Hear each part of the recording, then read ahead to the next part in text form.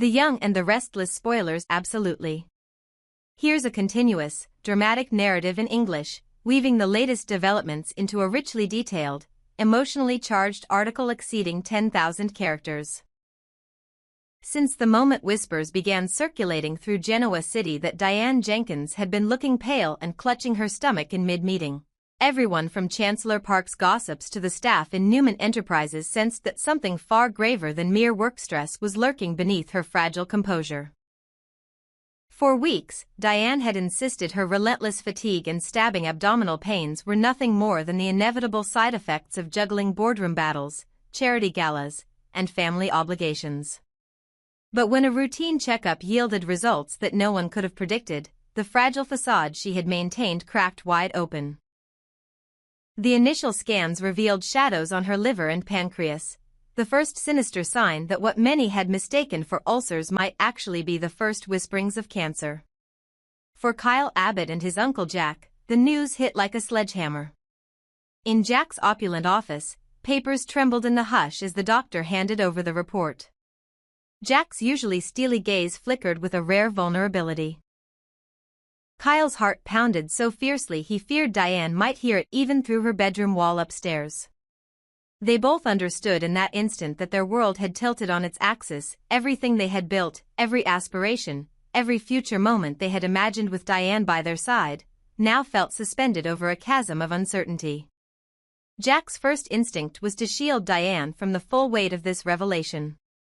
He had weathered many storms in his life. Business betrayals, boardroom coup attempts, even kidnappings, but nothing had prepared him for the helplessness that washed over him when he saw Diane's usual bright spark dimmed by pain. Turning to the doctor, he said quietly, "I want you to proceed with all possible treatments, but please don't alarm my wife. She's been through too much already." The doctor nodded, understanding the delicate line between hope and despair in cases like these. Meanwhile, Kyle stood at Jack's side, fists clenched, mind racing through every resource at their disposal: private oncology experts, the best surgeons in Los Angeles, experimental drug trials, nothing would be off the table. Yet every option came with a staggering cost, and both men knew that even the considerable Abbott fortune would be stretched thin if Diane's treatment became a long-term battle.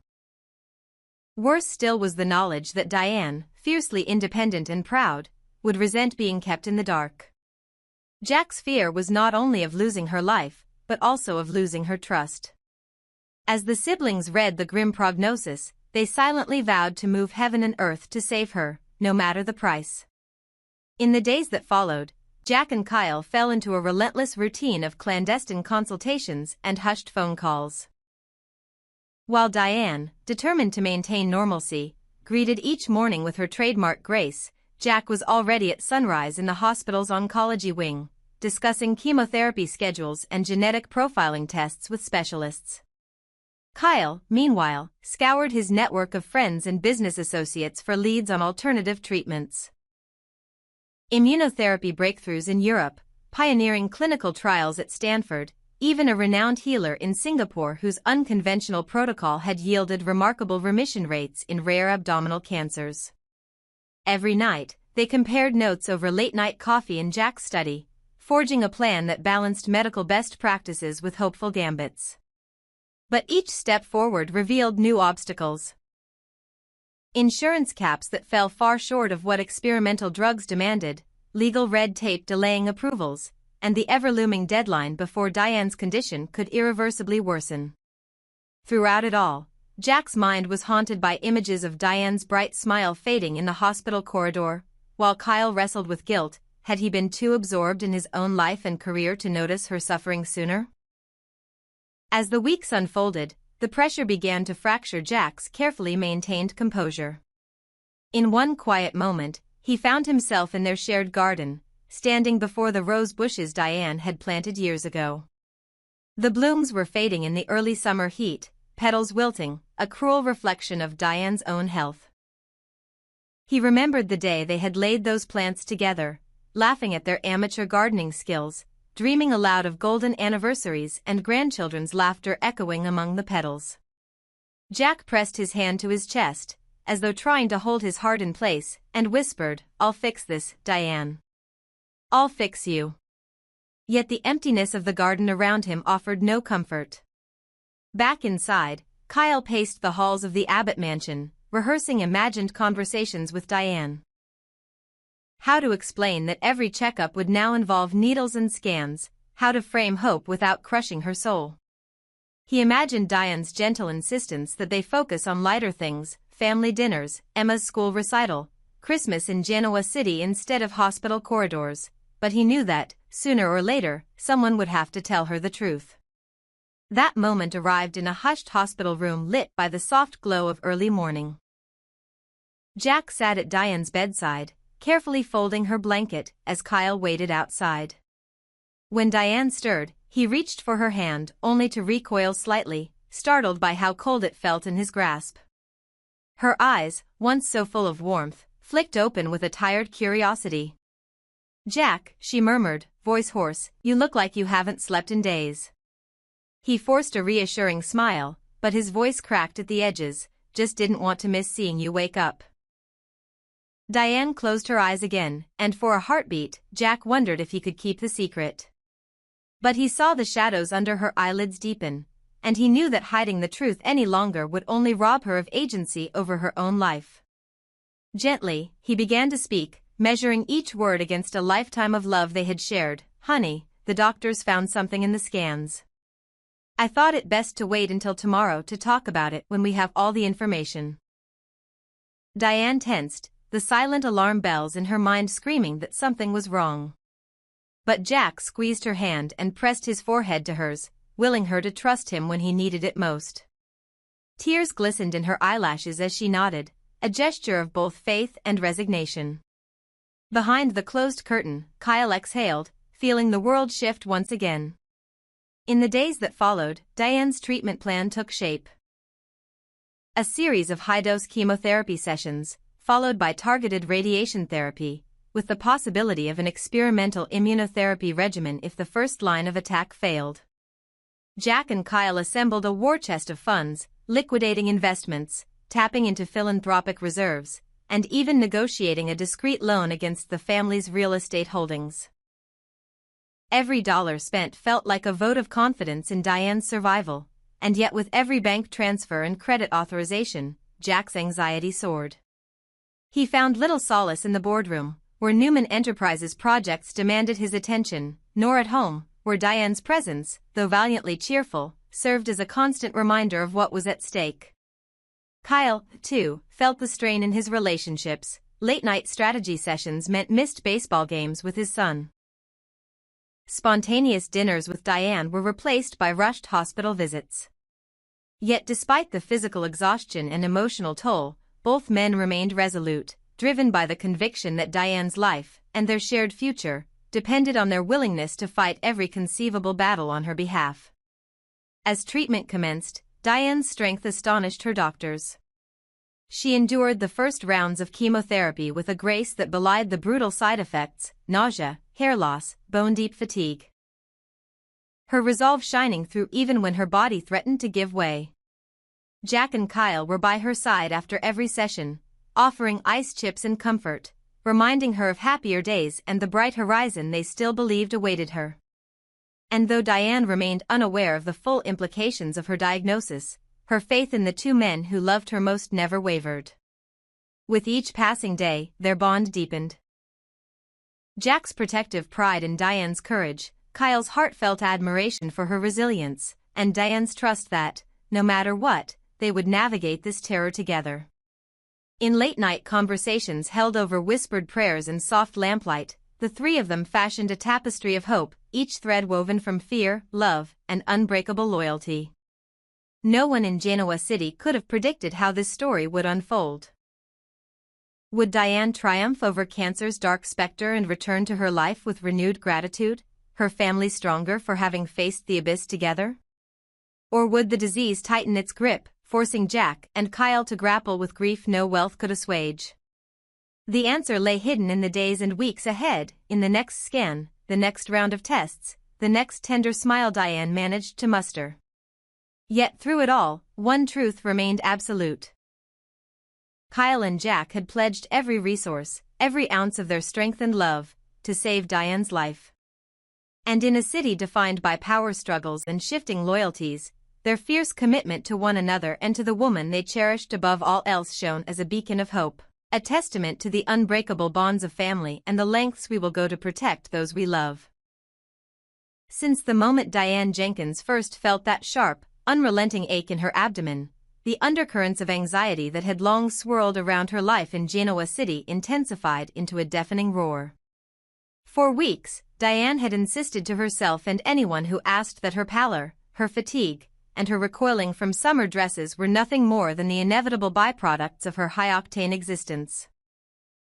Countless board meetings at Newman Enterprises, charity galas where she held court as a patroness, and the delicate balancing act of co-parenting Emma with Nick.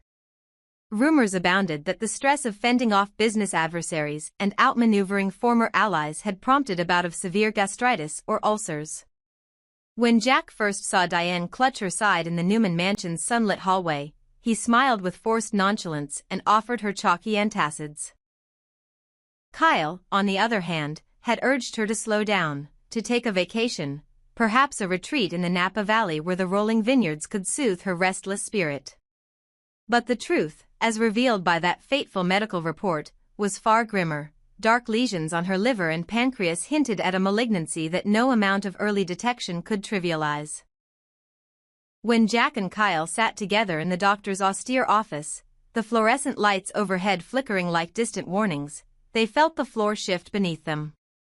Jack's usual veneer of unflappable confidence cracked, and Kyle's heart pounded so loudly he feared Diane might hear it echo through the walls. They held the pages of her scan results as if they were poison-laced scrolls, the ink bleeding away all certainties and leaving them to grapple with this singular, heartbreaking question: what would come next? In the days that followed, Jack and Kyle transformed from corporate titans into desperate sentinels at Diane's bedside. Their first priority was to shield her from the full weight of the diagnosis. Diane's fierce independence meant she would bristle at any suggestion that she needed saving, and once aware that her life hung in the balance, she would demand control over every aspect of her treatment. Jack, haunted by memories of his own vulnerable moments in executive suites and hospital corridors alike, approached the lead oncologist with a single plea: please pursue every avenue, but tell my wife only what she needs to hear. The doctor nodded, understanding that in soap opera-rich Genoa City, hope and despair were equally powerful currencies.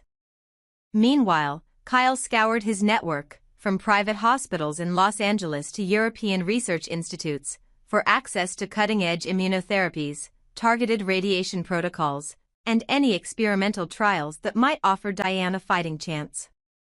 By night, the two men convened under the dim glow of Jack's study lamp, charting the labyrinth of medical red tape. Insurance caps that threatened to stall critical treatments, ethical dilemmas surrounding life support protocols, and the staggering costs that would bleed the Abbott fortune dry if Diane's battle extended beyond a single cycle of chemotherapy. Yet despite the swirl of logistical nightmares, each clandestine conversation only deepened Jack and Kyle's resolve. Jack, the consummate protector, spent dawn in the oncology wing, holding Diane's hand through 4 insertions and consoling her when nausea overtook her after the first round of chemo. In those quiet moments, the steady beep of the heart monitor, the sterile tang of antiseptics, Jack glimpsed a vulnerability in Diane he had rarely seen, and it stoked his determination to move heaven and earth on her behalf. Kyle, for his part, found himself drawn into the rhythm of hospital life in a way that humbled him. He delivered homemade broth to Diane's door, read headlines to her when her eyes glowed with fevered curiosity, and rediscovered the simple grace of presence over ambition. Each evening, back at the mansion, he would report to Jack on promising clinical trials abroad. A novel CAR T-cell therapy in Zurich, an immune checkpoint inhibitor showing remarkable remission rates in early-stage patients, and a pioneering surgeon in Seoul whose unorthodox protocol had cured a case strikingly similar to Diane's. Every lead carried its own delays, waiting lists, travel logistics, translational approvals, but also its own glimmers of hope, and Jack and Kyle clung to each one as if their daughter's life depended on it. Because in truth, she did. As Diane's treatment regimen kicked into gear, the narrative arcs that crisscrossed her existence began to rewind and transform. The rivals she had outwitted in boardrooms, the confidants she had once confided her darkest secrets to, and even the media vultures circling for a scandal, none could predict how this crisis would reshape alliances. In one particularly poignant scene, Phyllis Summers arrived at Diane's hospital room on the pretense of sharing corporate intel about Newman-Abbott collaborations. Instead of slick gossip, she found Jack and Kyle trading whispered updates on Diane's white blood cell counts and the side effects of her latest radiation session. The old animosities faded in the face of genuine concern, and for a moment, the room brimmed with a unity unexpected from two families long at odds. Sharon Newman followed suit, donating paid leaves from her foundation staff so Diane's closest friends could maintain vigil without draining their own finances. Genoa City's social calendar ground to a halt as colleagues and competitors alike offered rides to chemo appointments, brought meals to the makeshift hospital suite, and shared sleepless nights around Diane's morphine-dampened prayers. It was a tableau of solidarity none of them could have scripted. And yet, in the best tradition of daytime drama, it was only the prelude to even more dramatic turns. Because in Genoa City, peace is a fragile interlude between storms. Just as hope began to flicker in Diane's weakened pulse, new complications arose. A bureaucratic snafu threatened to delay her next experimental infusion. A disgruntled Newman board member, sensing an opportunity, attempted to wrest control of a major cosmetics spin-off while Diane lay incapacitated. And a misinterpretation of a late-night conversation led tabloids to speculate that Jack and Kyle were at odds over treatment plans. Through it all, the critical question echoed louder than any whisper: would the writers allow Diane Jenkins to survive this brush with mortality, or would she at last meet an end that would fracture the delicate tapestry of Genoa City's intertwined families? The answer, as the clocks ticked toward Diane's next milestone scan, was almost certainly a resounding no, because soaps live on the brink of tragedy, not in its aftermath. Diane's fight for breath as she lay hooked to a ventilator, fighting the unrelenting fog of morphine, was never meant to be the final act. Instead, it served as a crucible to forge deeper bonds among Jack, Kyle, and even their erstwhile rivals, setting the stage for Diane's eventual resurgence. Perhaps tempered by vulnerability, perhaps transformed by a newfound empathy for those she once viewed as mere pawns in her quest for power. In the weeks ahead, viewers can expect Diane to emerge like a phoenix from the ashes of her own mortality, her hair, once rescinded by chemo, slowly reclaiming color, her laughter, once silenced by pain, returning in fragile bursts, and her spirit, long masked by ambition, softened by the knowledge of how quickly it can be extinguished.